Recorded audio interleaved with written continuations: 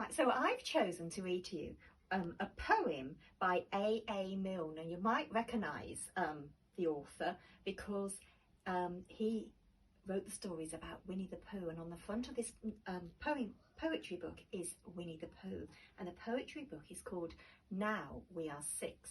Now, I love a particular poem in here called The Good Little Girl, because it just reminds me of how maybe my mum spoke to me, and maybe I spoke to my children, and I would say to my boys, have you been a good boy?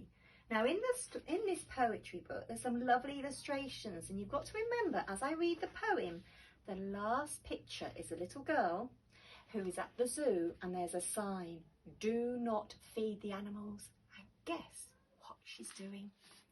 Feeding the animals. Remember that as I read this poem. So it's called The Good Little Girl. But it could be called The Good Little Boy. It's funny how often they say to me, Jane, have you been a good girl? Have you been a good girl?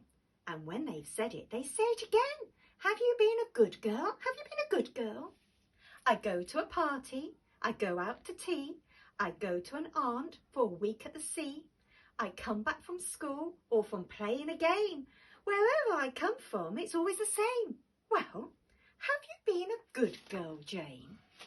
It's always the end of the loveliest day. Have you been a good girl? Have you been a good girl? I went to the zoo and they waited to say, have you been a good girl? Have you been a good girl? Well, what did they think that I went there to do? Why should I want to be bad at the zoo? And should I be likely to say if I had? So that's why it's funny of Mummy and Dad, this asking in case I was bad. Well, have you been a good girl, Jane?